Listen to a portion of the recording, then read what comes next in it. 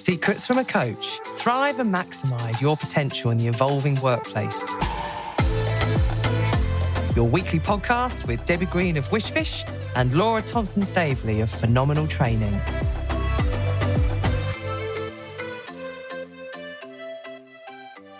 Debs. Law, you all right? Yeah, I'm How's doing your well. week? It's been buzzing. I got to work in the room with you in We the did. flesh I know, for it was 2 lovely. days, and we had the most hilarious cohort of leaders you could ever wish to have. We did. They'd all been through a bit, so I think they just found it a really life-affirming 2 days to be able to connect, learn from each other, catch up. And still, the recurring message that is coming out of most of the sessions I've been running, I'm not sure what you've had this year so far, is I'm glad it's not just me. Yes. And then that removes it from feeling like it's an individual failing into it's a situational challenge that everyone's sort of dealing with. So that was so great, really working with you. Yeah, And it was. how's your week been? Yes, same. Working in the room with you was magic because, as you said, we had such a laugh. And listening to their checkouts at the end, even though we had a laugh, they took so much away from those couple of days. And that just shows you the power of being in the room and connecting with people and sharing thoughts and ideas and best practice. It was just amazing. Yeah. And then, just doing quite a lot of coaching, one-on-one coaching. So it's been full on this week. And it's, going to be a good couple of weeks, I think. Yeah. And I think there's always that balance, isn't it? Whatever type of role you've got is when you're sort of busy and you're sort of going through your various tasks and getting stuff ticked off, where's the time for some of that education and the Yes. empowerment that sort of comes from it? So, I mean, all of us, we've always sort of schlepped around a load of books in bags and, you see people picking them up over a coffee break and having a look at books. But I think that was the goal for this current book club that we are now in our 4th and final episode, which is if you know that you want to sort of freshen up your thinking a little bit, but you just haven't got the time or the stillness in your life to sit and read or to listen to an audio book, then we're going to sort of cut through to the good stuff and give you some bullets and some takeaway bits. So we've had some fascinating feedback. I think people have really enjoyed this book club approach. I think they have.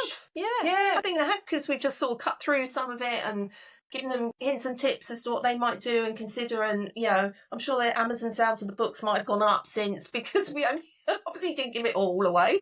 Yeah. It's been good, hasn't it? It has. So we had Mo Gaudat's Scary Smart. So how to maintain that balance of intelligence and consumption in an AI-enabled world. We then had trauma-informed coaching. And that was nice having some interaction with the author herself. So that was really, wasn't it? Thank you, Joanna Harper. And then David Eagleman's fascinating book, Live Wired, which was last week's episode, which is a really refreshing take on just how equipped the brain is to be able to adapt and learn and thrive through even some of the most, hideous of setbacks, which I guess then links quite nicely to your book choice for this week's, Deb. So tell us what you've chosen and what led you to this book. Well, I have used this one, for those who can't see it, but we will give you the title, The Compassionate Leader's Playbook by Steven Hargreave, with the How to Lead with Compassion and Ensure Your People Thrive. I picked this book up it must have been last year, I think. Yeah, towards the beginning of last year. And because I love about being compassionate, that is it. If you can't be anything, be compassionate. It's just how important it is in today's world. And when I read through this book, I'm thinking, wow, how he talks about what we need to do so that we can enable leaders to sort of be compassionate towards their people. They don't have to be scary, just dictatorial control and, coercive control, or any of that stuff that we've talked about. But it's how do we, embrace the power of compassion to enhance team engagement, productivity and well-being, and how we can integrate the traditional skills of being a manager leader, but also with those compassionate leadership skills to create the right environment for people to thrive. And that's what we always talk about, Laura. When we said, rather thrive rather than survive. And when I saw this, I went, this is everything we talk about in a book. And I think what I loved about it was he had a really great introduction. He has had years of experience of working in corporates himself, but also then going on and coaching and leading others in teams. And what I loved about it, when you read it, there's loads of little self-reflection exercises you can do throughout the book as well. So he gives you a bit of an overview as to why It's so important to have compassion as a legacy, because it always leaves a lasting impression. And then he says about how can we intentionally be compassionate. And what he said was, I'm going to read out of his book actually. He says, through all of his work and programs he's done, I've seen an increasing level of awareness within organizations around the need to build cultures characterized by empathy, inclusion, and kindness. And it's cultures where its members take positive, intentional, compassionate action when and where it is required, because they know it is the right thing to do, and that when they do, everyone benefits. That's what it's about.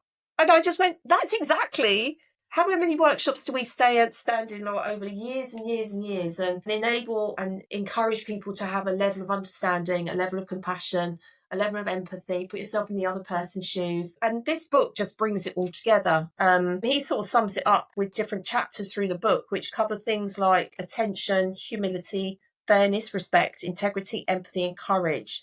And all of that is around leading self-compassion. And if you can harness that, then it just makes for a better place to work. And I just loved it, because it's everything we've spoken about for the last, 15, 20 years we've been doing this, is don't forget the people. It's all about relationships. It's all about conversations.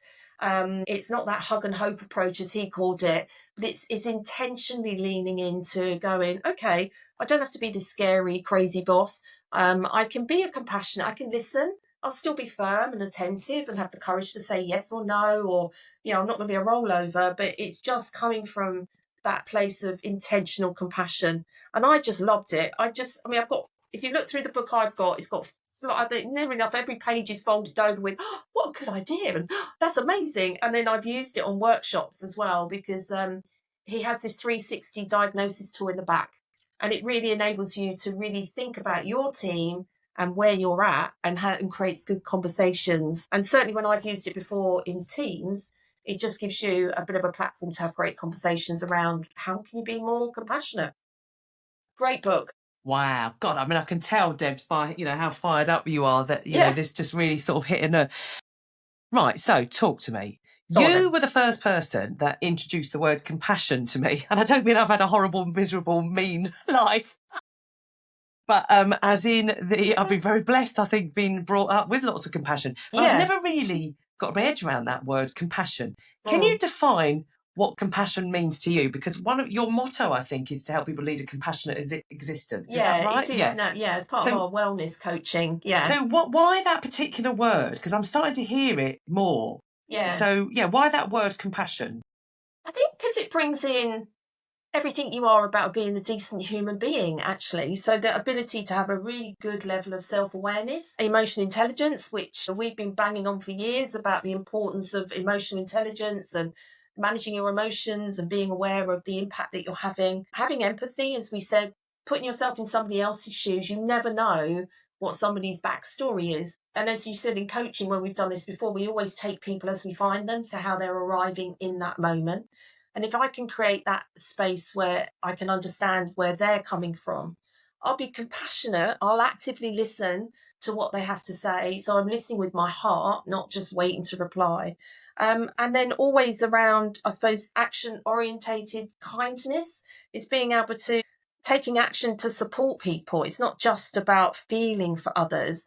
It goes a bit deeper, especially in coaching as well, where you can listen and enable that person to speak through what's going on, but then encourage an action. So what do you want to do with that? Or how might you overcome that? Or, so it's always from that place of to support people. Fair decision making, it just crosses over so many parts of us as humans on that physical, mental, spiritual, and mental, I suppose, existence, that it has to involve all of our bodies to do it. I'm getting it now. So to be a compassionate human, compassionate colleague, compassionate manager or leader, it embodies those things like integrity, courage, listening. So it was almost like an umbrella term. If you were to describe someone in one word, they're a compassionate person. It sort of embodies all of those sort of behaviour kind of bits. Yeah. Let's just bust some myths. This isn't about, as you mentioned it as sort of just a throwaway comment, but I think it'd be worthwhile just focusing on it. This isn't about being soft, yielding to everyone and not standing up for anything and No. being a soft or weak kind of person in that moment. In No. fact, I'm getting the impression it's anything but.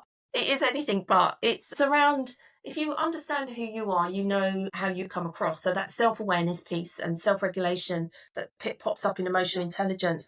But it's about how we can make sure we're making fair decisions, that we're consistent in our approach, that we are offering help when needed, not just giving it and telling. And it's also about, I suppose, making sure we create that culture where people feel valued and supported.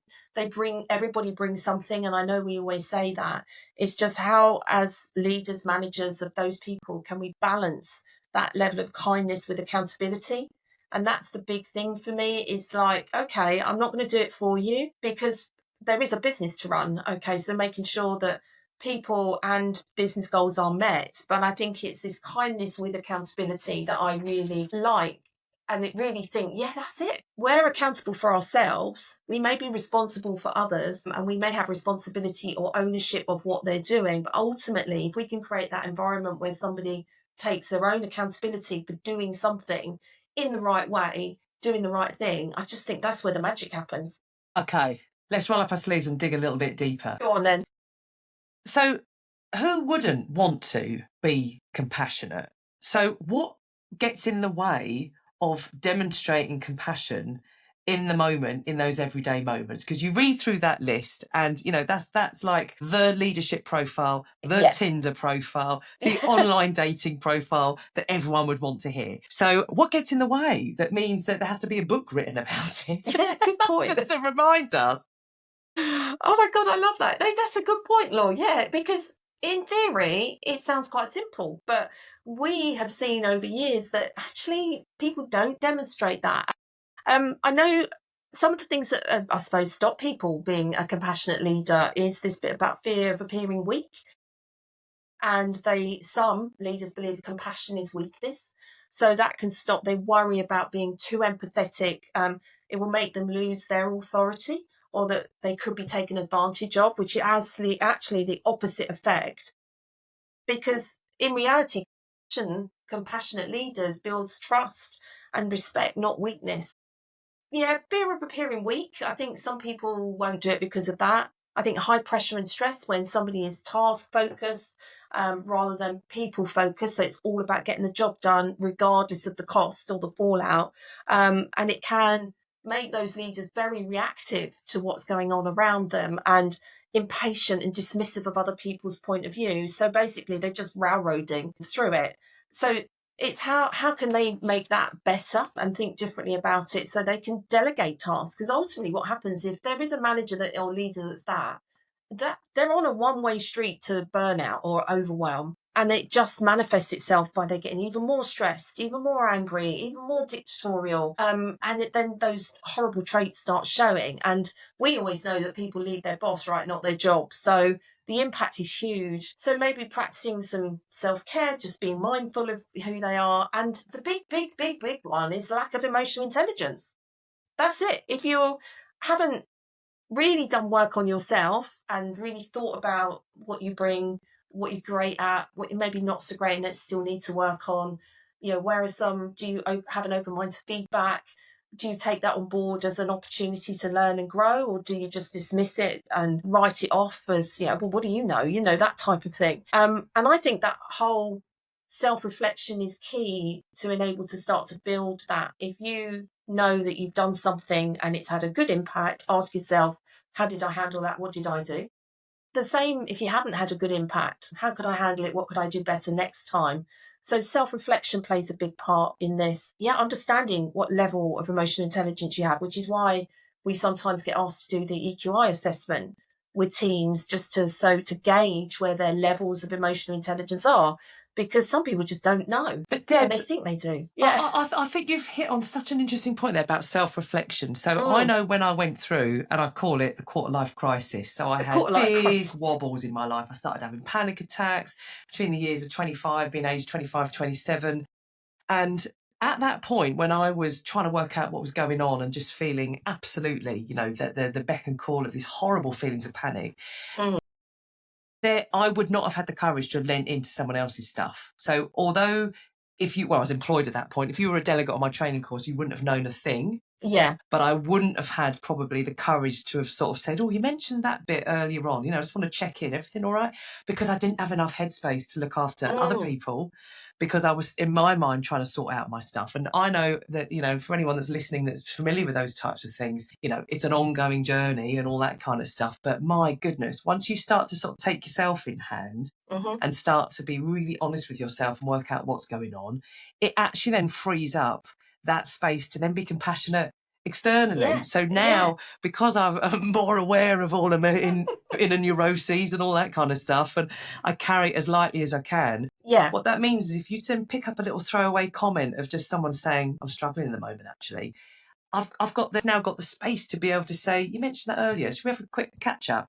Absolutely. I would have been scared of those conversations 20 years ago because I hadn't worked my own stuff out. So yes. I think that's just brilliant what you were saying about self-reflection and practicing it on yourself first, so you're sturdy enough to then be able to reach out then to others. And the thing, of course, is all those people that helped me when I was going through my wobbly times and practice compassion with me, that's also role modelling how I can then do it with others. So it's this sort of lovely viral effect of the more you start sort of receiving it, the more you then start passing it on. And but I just think that I really resonate when you said about even the chapter titles of courage, how you've got to be brave enough to lean into someone else's stuff, not meddle in things that you're not trained to, but just to reach out to someone. And I think there are some really beautiful people out there who are just about coping with their own stuff. Yes. They haven't got the headspace to be able to sort of do that. So practice it on yourself first. Yeah, definitely. Because that's how we learn about ourselves, really, because we don't know it all. We're not, the perfect end product. We never will be, because everything keeps evolving and changing. And I think, those people that don't think that's how it should be are very naive and wonder why they might get left behind as the dinosaurs, as they sometimes get called. Because, if they're putting maybe profit over people, then they're creating a toxic work environment, which is competitive and feel pressure to prioritise results over well-being.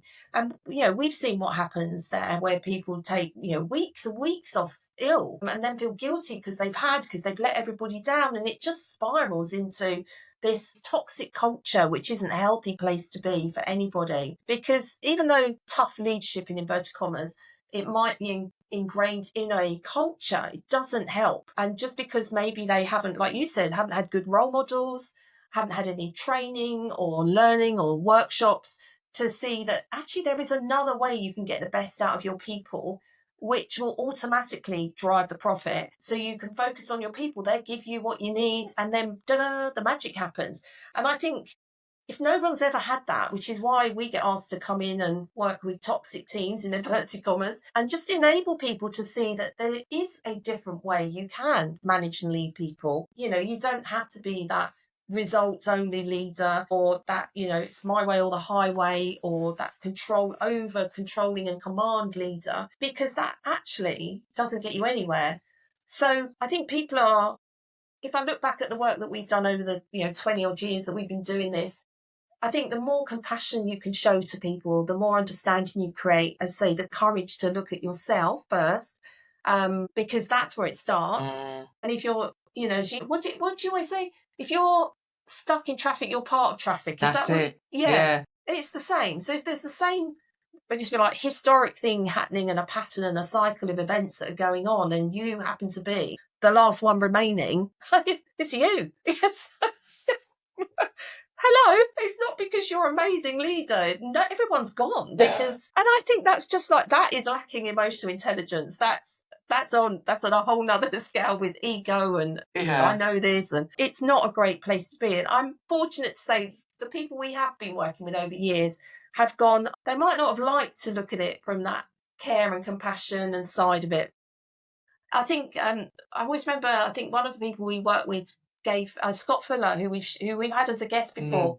He gave all of his team the book Lead. I think it's called Lead with Love. Oh, the Southwest Airlines. Yes, he did. He gave that. That was years ago, and he gave that to all of his team when he was doing a team day. And they all sort of looked at it. Love, lead with love. It was the most incredible thing to watch.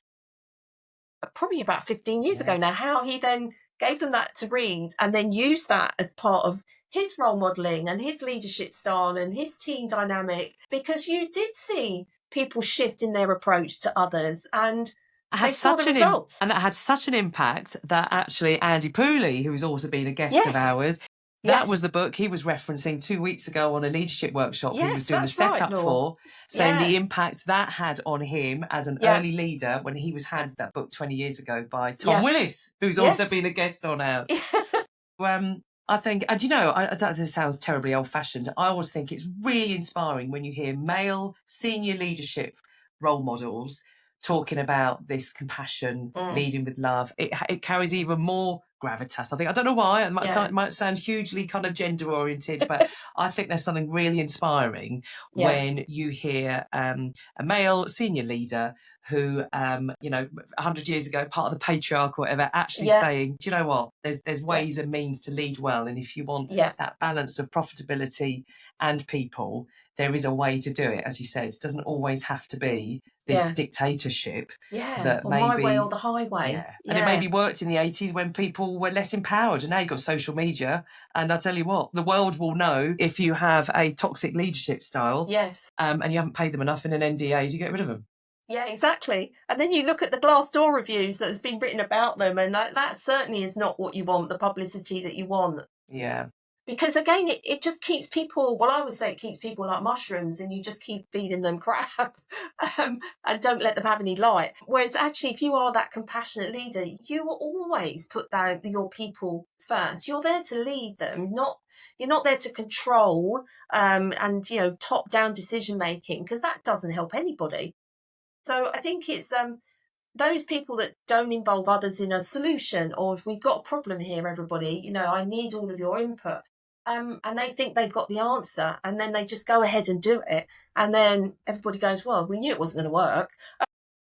But that's because of that individual hasn't had that self-awareness, or even recognised that maybe they don't know it all.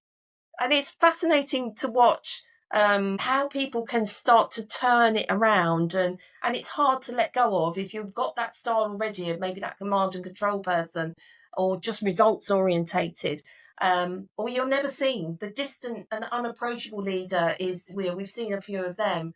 It just doesn't work in the long run. And I know in my time over years of working, I've seen some of those people just get promoted sideways or promoted out or out of the way, whereas you can't do it. I don't think you should be doing that anymore, because the problem's still there.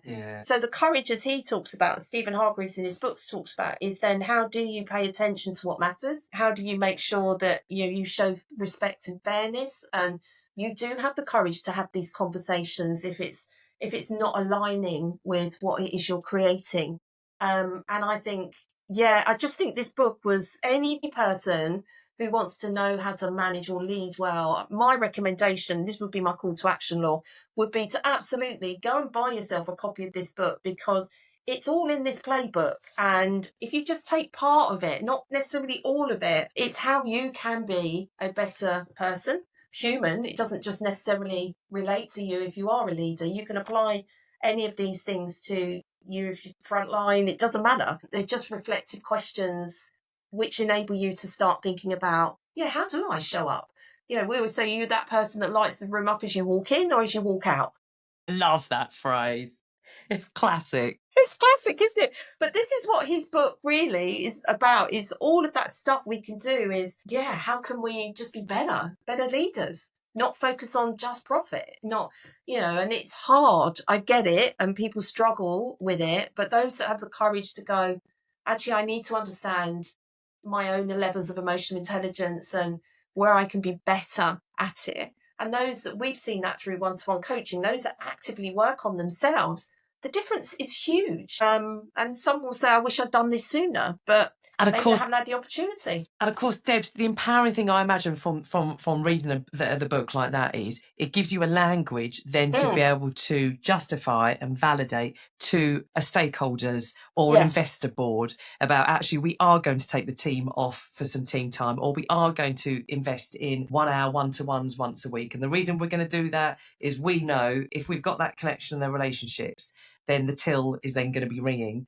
If we get rid of all of that and just sacrifice it short term, then the longer term impact of that. So I think that's brilliant. If we're, you're listening into this and you're thinking, I know this and I'm endeavouring to do this, but them lot upstairs are putting the pressure on, and actually this then enables you to empower yourself with a bit of language that makes the clear link between people equals profits. Otherwise, Debs, we might as well all be robots. Yeah, well, there we go, Law. Just shoving that in right at the end. Just shove that in right at the end. You're absolutely right. It definitely, because it doesn't mean you're lowering your expectations either. It just means you're creating and inspiring through understanding and not fear. Whereas people are fearful, the robots are going to come and take over my job. Well, actually, you need to do something and take accountability for yourself first, because they will if we're not careful. Yeah.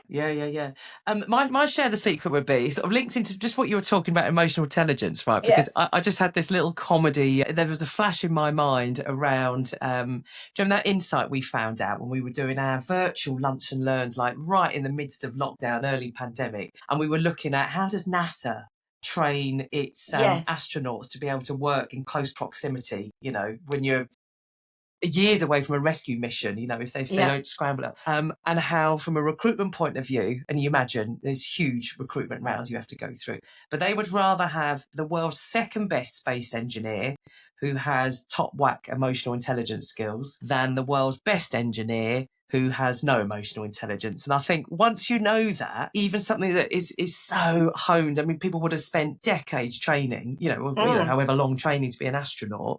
And actually, you'd rather have a compassionate colleague up there when you're floating around in space than someone who is ruthlessly only, if you're, and it was simple things like, being prepared to apologise. Asking a question, what's going on for you, not just here's what's going on for me. So that kind of give and take and that conversation equality. So that's always stuck in my mind. That I just had this image of you saying, if you're the sole astronaut on board because everyone else has said, can I be returned to home? Houston, you're the problem. Yeah, exactly. Oh my God, that's so true, actually, Laura. Now you put it that way. But it is right. And I think Daniel Goleman also talks about it, isn't it? That 80% of your success will be because of your emotional intelligence, not your IQ. And I always love his little video clip where he says, we all enter the world of work with a level of IQ. Actually, the ones that survive and thrive and move on up and up are because they've got a higher level of emotional intelligence and they have a self-awareness. It starts with self, always starts with self. Yeah. And I love it. I love this book. Yeah, brilliant. And I use it. I go back and I just think, oh my God, please read it. Well, you've sold it to me. It sounds absolutely brilliant. And I love the fact there are practical exercises in it as well. And then you can start to sort of practice it. And practice makes permanent, as you always say. The good stuff as well as the bad stuff. Yeah. So thank you. Because I think I was looking forward to this one because I'm hearing the word compassionate used more. I didn't really quite understand what it was. So my takeaway from this is it's an umbrella term for being a decent human, of which all of those sort of behaviours we've talked about. But, you don't want to be the last astronaut there going, oh, the problem is, it's all the people I work with. As you're looking in the mirror, maybe it's me. Looking in the mirror, maybe it's me. That's so good. I'm going to keep that, Law. It's like, oh, okay, that's when hopefully the penny drops. This has been so good. I've loved this series, Law, because it gets our brains working and reading the books and reminding ourselves of what we've covered and why it was we picked these books up in the first place. So, I've loved it. Yeah, it's been really brilliant. And the purpose for this, I mean, it's what's underpinning the podcast in general, is continuing professional development is really good for you, not only from a career point of view, but from a cognitive health, brain point of view, every day at a school day. And rather than sitting there worrying about the future, well, let's learn how we can set up for the future. So we won't hope that everything works all right. We'll plan for it, for everything to be as good as it can be. So, it's been, love book club. I think we'll have to do another one, Debs. I think we will. Yeah, definitely. And if anybody wants us to review any books, then just let us know. Yeah, absolutely. So what this means, of course, is we got a new shiny series. Go on then, what are we talking about? Yeah, we're bored of books now. On to the next one. That's it. Next. Done the reading. Done that bit. We've done the reading. If only that was the case. It's not, is it? Because we read all the time. I know. Yeah, love it. Yeah. Can't everything just stay still for a while? But of course, as nature shows us, The day you stay still is the day you're in a sense of decay. So we're just going to, take it at our own pace, slow and steady each day, and just, moving forward along the mortal coil. No, I mean towards success and inspiration. Yeah. There's the uncomfortable truth, of course, is every day is a school day, and every day means there's one less day. But anyway, we won't focus on that bit. Let's not focus on that one. No. Because, Debs, what we are going to focus on in the next topic is inspirational leadership. We are, yes. However, if you're sitting there thinking, oh, no, that's not for me, I'm not a leader, well, who knows? Who can define what leadership is? And True. Actually, we're going to have 4 different takes on it. And one of the ones that I'm really looking forward to is about making the move to first-time leader, because it happens once in your career. Yeah. And it brings with it all sorts of highs and lows. So if you're sort of toying with, actually this year, maybe I will move into a leadership role, big L, little L, then hopefully we'll give you some practical things. And leadership almost as a lifestyle choice rather than something that's on your payroll. That's the approach we're kind of taking. We are. Yeah, I can't wait for this one. It'll be a good conversations, I'm sure. Yeah, got a couple of great guests lined up as well. So that'll be good. Good one. In the meantime, Debs, have a wonderful week. What was your word for this week? Oh, what was I? Mine was organised this week. My word for the week was being organised. Yeah. And yours was what? Manifest. Yes. Yeah, make it happen. Yes. Yeah. And then we had Gailey that had focus. Yeah. And then we had Carlos on the call earlier that was saying paste. Oh, yeah. Not pasting. Yeah, I thought you said pissed first of all. But you said, what's your word for the week? Pissed. So, we can say, what's your word for that? Paste. Yeah. Yes, not pasting, but paste. P-A-C-E-D. Yeah. Yeah. Oh, so it was good. It. So, our words are there. So maybe you could all find, if you're listening in, think about your word for the week as well. Yeah, wonderful. Well, maybe, if you can't think of one because your brain's fried, compassion. Hey, good catch, That's Laura. the word. I like that. Mic drop moment right there. You've forgotten the book already, Debs. What are the new things? No, going to reflect and take a moment. I'm going to reflect and take a moment. Oh, we'll have a wonderful week. Love you too. Yes. Have a good one. Bye. We hope you've enjoyed this podcast. We'd love to hear from you. Email us at contact@secretsfromacoach.com or follow us on Insta or Facebook.